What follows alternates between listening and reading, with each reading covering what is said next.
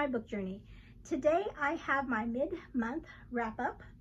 For all my reading, I have read 5 books so far the month of July. In fact, I just finished reading one just about an hour ago. So I was like, well, now it's time to do this wrap-up video. And I read some really good ones so far this month. And I have a few more to read, but like I said, we're the halfway point. And so I just wanted to go over the books I've read and tell you which ones I've liked so far and how they fit in. Some of these have fit in with the Deca TBR that I did for my July TBR. I've had fun. I drew some cards. Oh, and then I need to update on, yeah, I'll have to do that. I won't forget. Hopefully I won't forget. But anyway, I'm going to go in order of how I read these books. And so the first one I finished in July was The Maid's Secret, and this one was my was it my first card that I pulled for Deca TBR? Let me look at my journal here. I think I wrote it down. It was card 8, which was had to do with series, and so excuse me, I decided to go for the 5 points, and that was to complete a series. And so that was The Maid Secret, completed the series. As of now, published. I will say, after reading this book, I want another book. I don't know if she's going to write another book, but you never know. Okay, so this series, if you don't know, is about Molly the Maid. And so book 1, I think, is just called The Maid. And it's a story of a young woman living in, and I found out this takes place in Canada, because I had to look it up to see. It's like, where does this take place? I couldn't remember. In Canada, someplace in Canada, I can't remember. But anyway, she is a young woman, and she is a maid. So Molly is, I would say, she's on the spectrum. And you can see it clearly in the first book, because of course we're getting to know her in the first book and her character. And so she's on the spectrum. She's takes everything pretty literally when she talks to people, and she's not very good socially.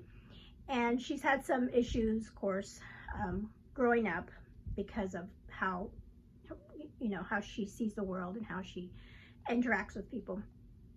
But we learn in the first book that Molly was raised by her grandmother. Her mother kind of abandoned her, we'll say, and then her grandmother raised her. And now her grandmother was a maid herself. So growing up, she looked up to her grandmother, learned a lot from her grandmother, and then always said, when I grow up, I want to be like you, and I'm going to be a maid. And so she loves her job as a maid. I mean, she just loves her job. She takes it very seriously, and she's very proud of her job and everything. So the third book, like I said, I won't talk too much about it because it is a series, but I really enjoyed this one.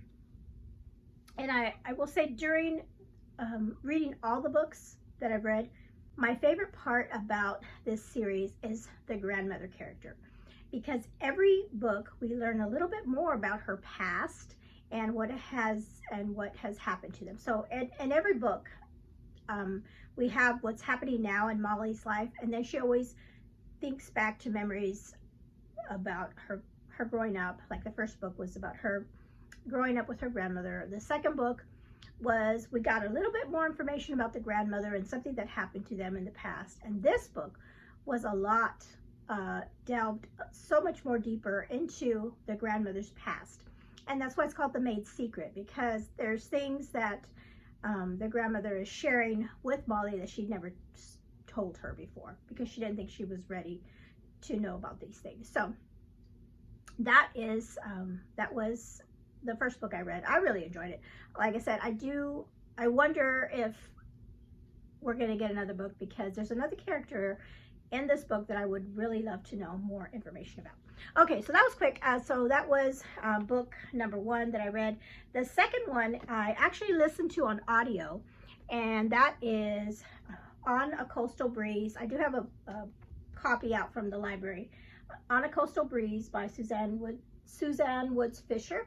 And this is book 2 in the Three Sisters Island series, and I really enjoy this. have enjoyed the series, and I definitely will read book 3, and I think there's only 3 books. So this story was about book 1 was about a man, a widower, who retired from his job due to the fact that he has really bad laryngitis that wouldn't go away, and his job was like a sports announcer, so it had affected his career. So he retired and he bought an island. Yes, he bought an island, and he didn't tell his 3 daughters, adult daughters, about it. He just went and did it, and he sold the house and bought the island because the island had special meaning to him, because on the island was a camp.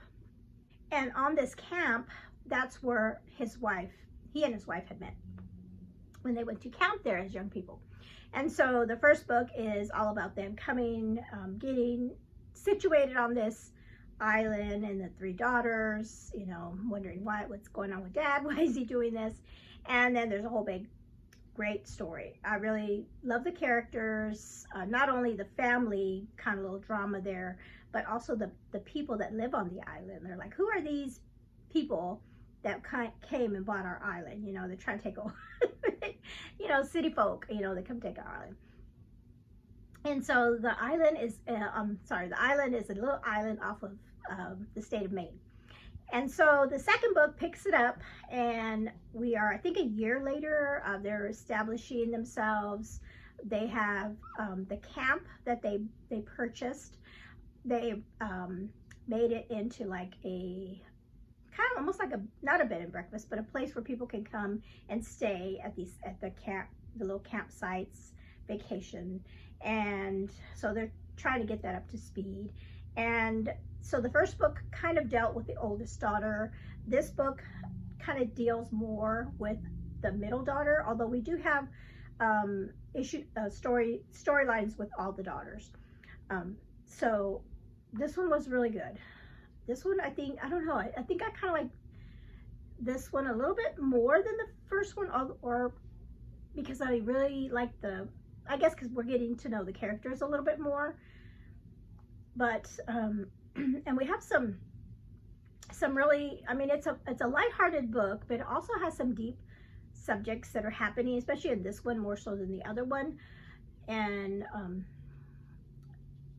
you know, going over things that happened in the past with the daughters and the things they're having to deal with. We have a new character in this book that comes in as as the little church they have has wanted to have like an actual pastor, paid pastor. And so we have a young man that actually literally flies into the island on a parachute. He parachutes in, which is so funny. And turns out the middle sister actually knows him, and he's somebody that she went to school with, and there's history there. So much so that towards the end of the book, something is said and you know, revealed. I'm like, oh my goodness, it was wow. And then something's going on with the younger sister that was kind of a little shocking as well. So it's all in all, it's a good, this series so far has been really good. Like I said, I am going to read book 3. And on all of these, I listened to both book 1 and book 2 on audio, and the audio has been really good. Okay, so that really didn't count for anything on my TBR. It's just I wanted to continue on that series. I want to kind of binge that one because it's been really good, and it's like a summer kind of vibe series. Okay, the next book was also a deck of TBR card. I pulled the card, the 2 of Hearts, and that had to do with picking another readathon that was going on for July, and I picked Big Book Summer because that book was 429 pages, and so that counted for Big Book Summer, and so I got another 5 points for that one. And this one, I will say, I'm so thankful to Oshina. Thank you so much, Oshina, because you did a video a while back and you were talking about this book and saying how much you really enjoyed it. And I remember when I was watching that video, I'm like, oh, I have that on my shelf. It's been up there forever.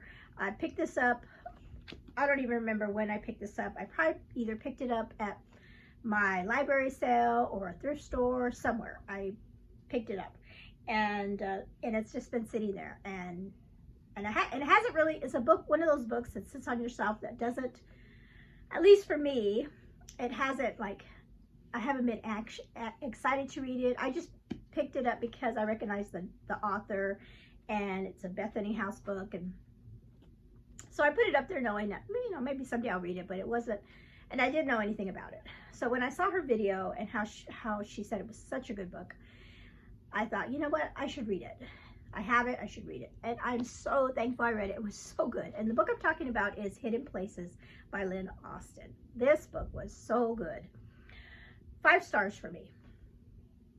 I love the way it was written and how she set this book up and how she divided everything up was so good. It went so well with the story.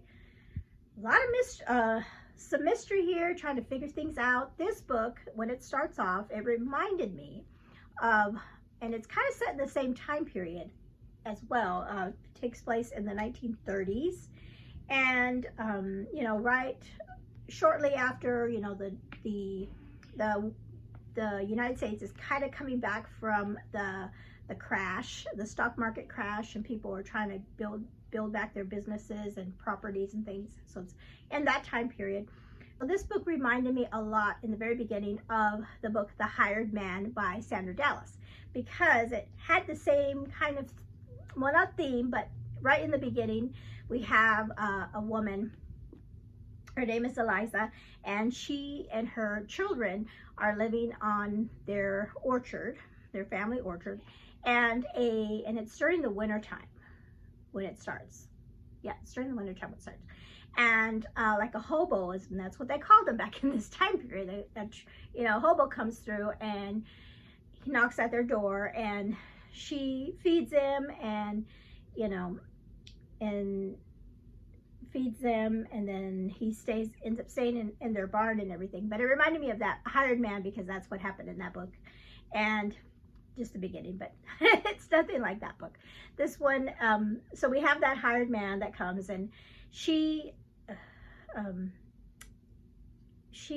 well, not welcomes him, but well, she helps him, and like I said, it's just her and her two children.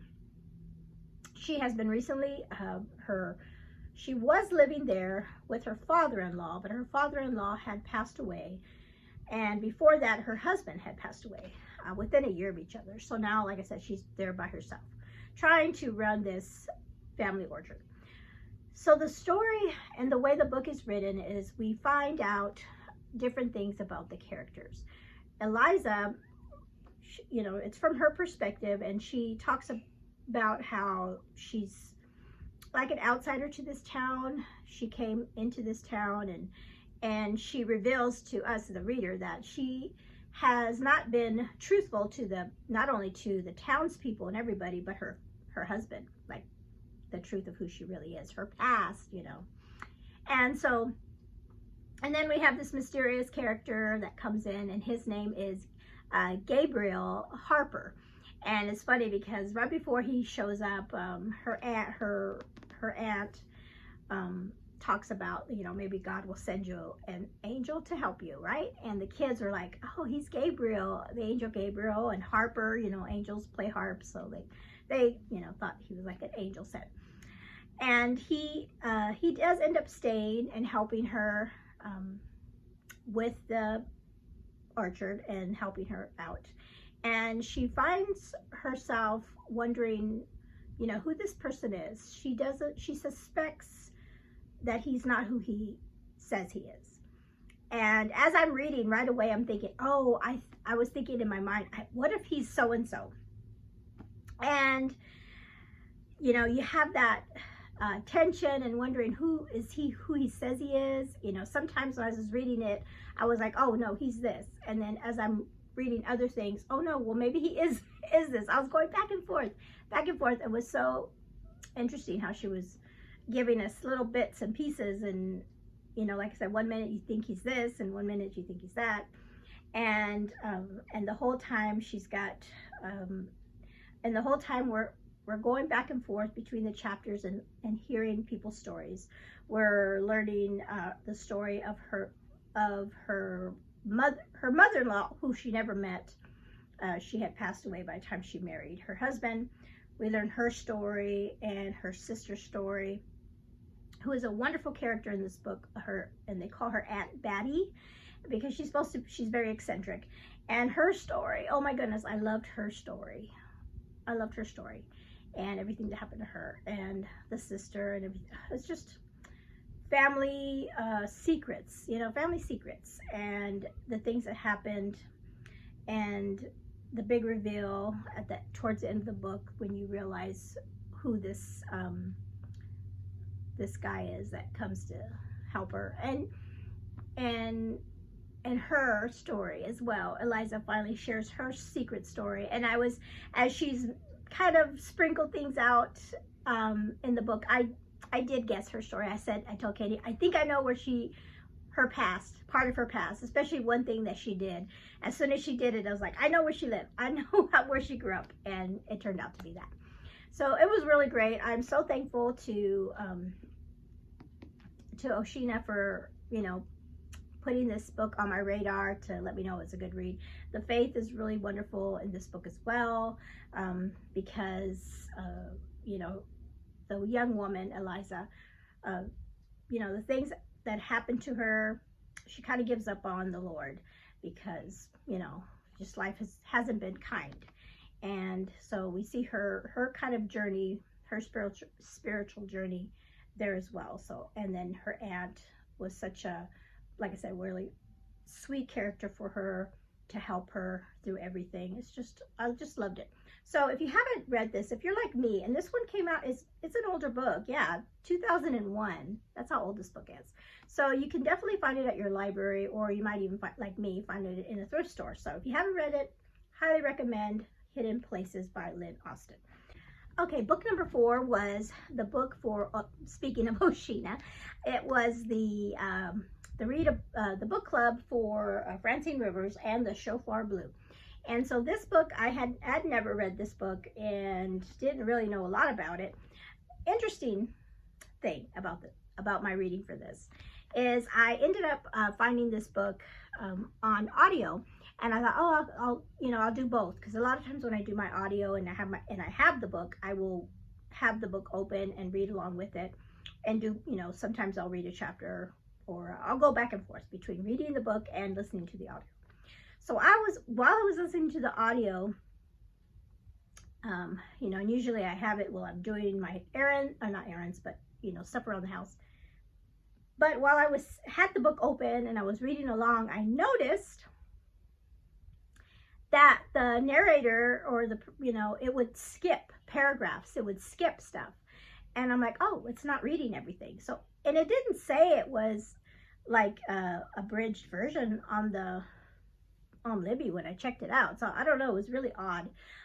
So I'm like, I guess it's just not reading everything to me. So, I mean, I probably missed some things, but I think the audio probably gave me what I needed to know about for the story. I got the whole story. I might not have just gotten all like specifics. I don't know. It just was really weird. So, but I'm going to count it as I read the book. So what is it about? It is about a couple, a married couple, and for the most part, I really think it's about their relationship, but they're a pastor and his wife that came to a little church. And this little church is probably like many in the United States that has their congregation has just grown older, and the pastor that has been, I think he had been at this church like over 40 years, right? He's been pastoring this church, and he's retirement age. And at the very beginning, I think he suffers some kind of health issue, and the deacons, who are all older gentlemen as well, they're like having to make decisions because they realize their pastor is probably not going to come back to serve the church because of you know, his age and his, you know, let's let him retire, you know, once he gets out of the hospital. Let's start thinking about a new pastor. And so they end up calling this new pastor a young pastor, and his wife and a child, and it's a young couple. They do have one young little son, and this is their first time church, or being a full-time pastor. And the guy's name, what's his name, the pastor? Paul and Eunice. And Paul, and it's interesting because his father is a famous pastor, like big church, mega church kind of thing. And her father was also a pastor, but like of a smaller town church. But they both come from church family life. And so the whole book is their life together, and, you know, as the years go by, living and working in this community and building up this church, which is Paul's main focus, was to this little church that's dying, that doesn't have any young people in it. All the congregants are older. There's no like new families or anything. They haven't baptized anybody in a long time, you know. And so he comes up with he's there gung-ho, and he wants to do things to get the community involved, and he just has the energy and a passion to get this church going and bringing people in. And so I could definitely see that as a new pastor, he would want to do that, you know, reach out to the community, share the gospel, have, you know, change some things. But of course, change is hard for the people that are already there, like music. I mean, there was times where he was talking about music changes, or going from reading like the King James to a more modern translation, and he had dealings with the deacons over that. And during the years, because like I said, it spans many years of his issues with how he deals with his congregants and his deacons and everything. And sometimes things don't work out and people leave the church, which is sad. And he had lost some friendships. He lost some parishioners that way, and kind of burned bridges.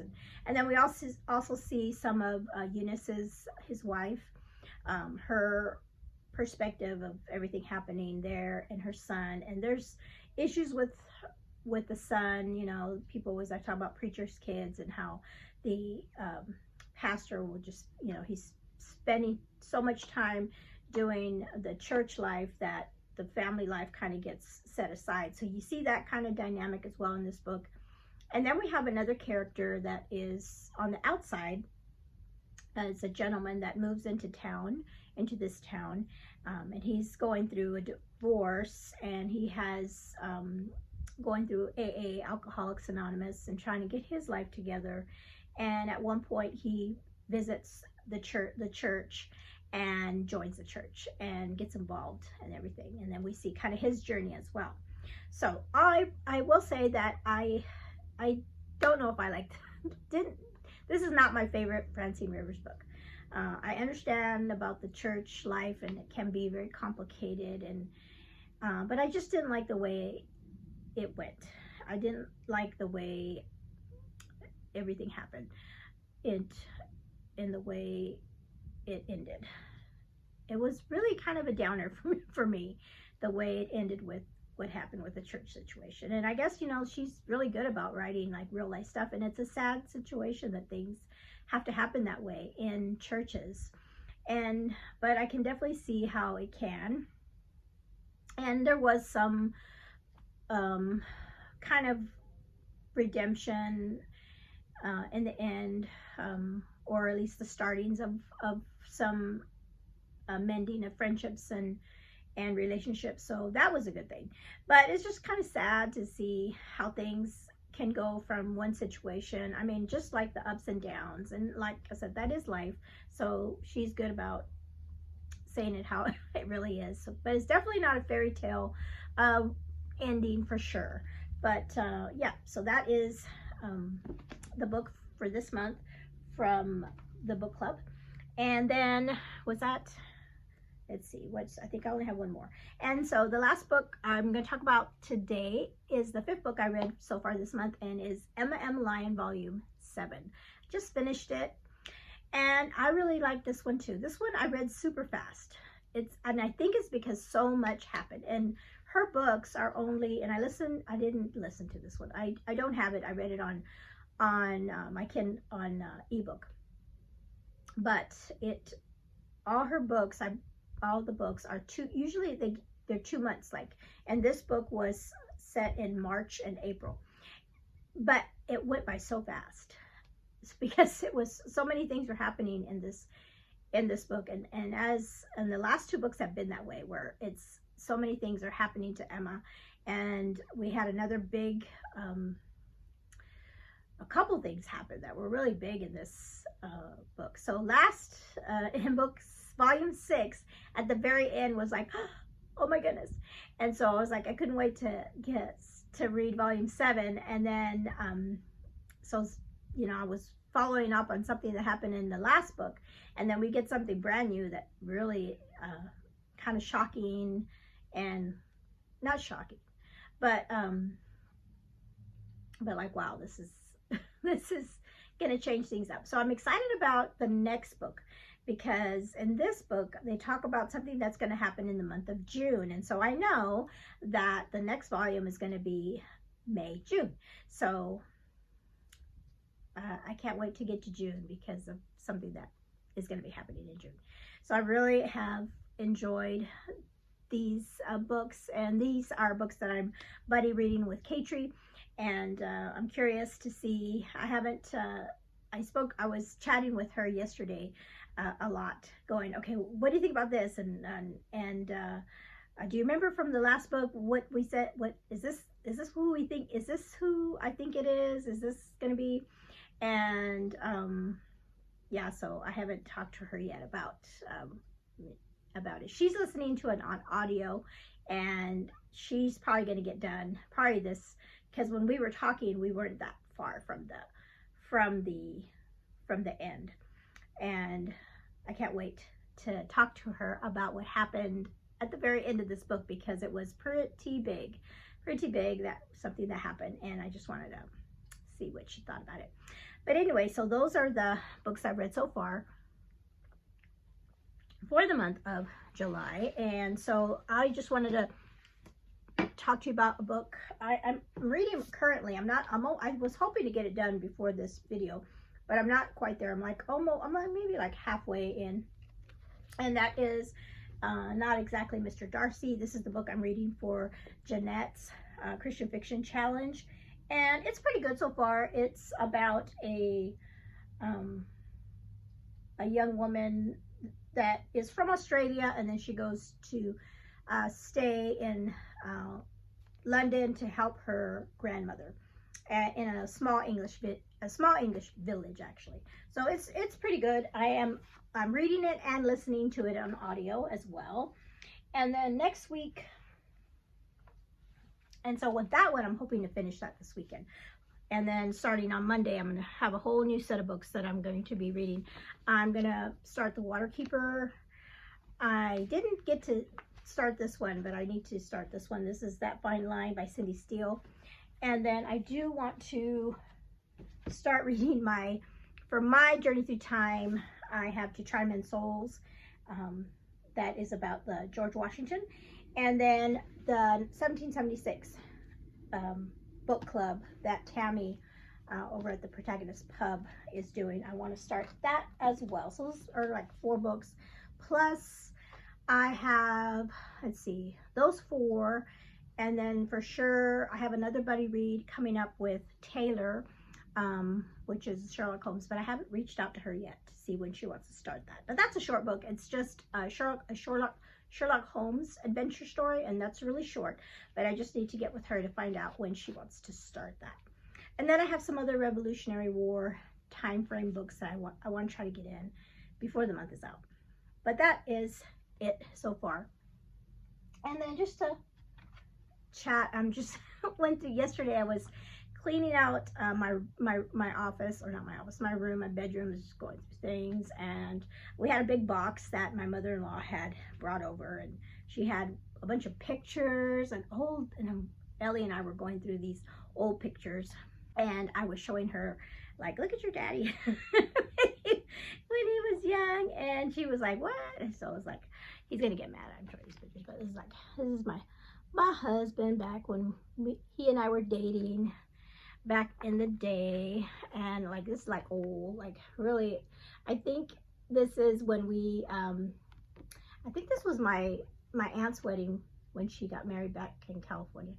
We weren't married yet, we were dating. And then this is a cool picture. This is and my father-in-law, when this is definitely my father-in-law's picture, or his photograph, because he's super organized, and he would like put, you know, print something, and it says Ken and Alma and family at fountain in front of the Louvre Museum, Paris, France, November 1994. We went. We at this point, 1994, we were living in Germany. Kenny was in the military, and his dad came up to Germany, and he spent, I can't remember, he spent a while there with us visiting. And at one day we went to visit. We drove to Paris and just were there one day, looking around. That is, I was saying, back in 1994, that city was so beautiful. It was amazing. And we were only there a day, but it was really, really pretty. And so this is a picture of us. So it's Kenny and I, and then we had my daughter Alora and Ryan. They were just young, and sadly they don't really have any memories. They were too young.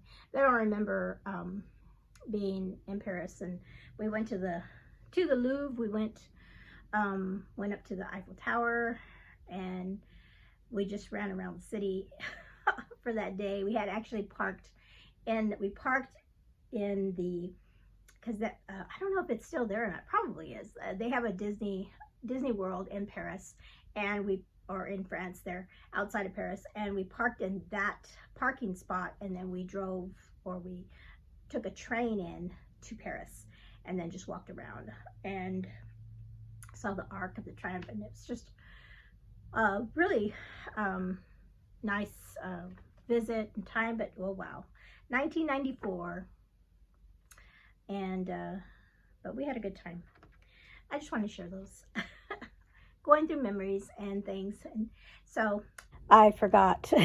I told myself don't forget, and I forgot. So I'm going to slip this in here before I end the video.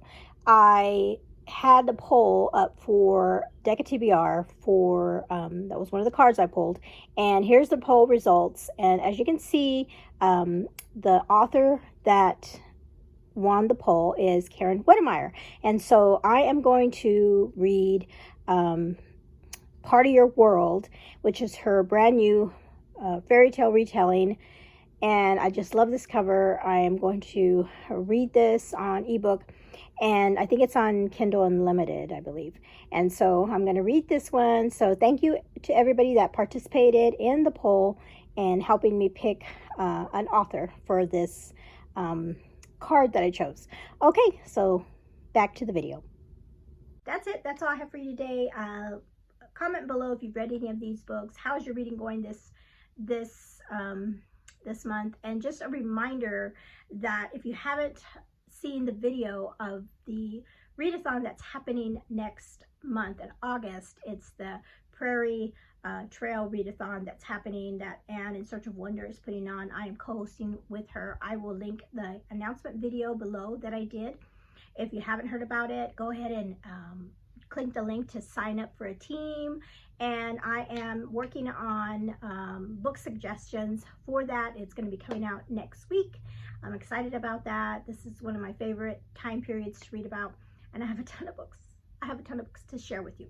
So, like I said, if you don't know about that, the video is in the description. All right.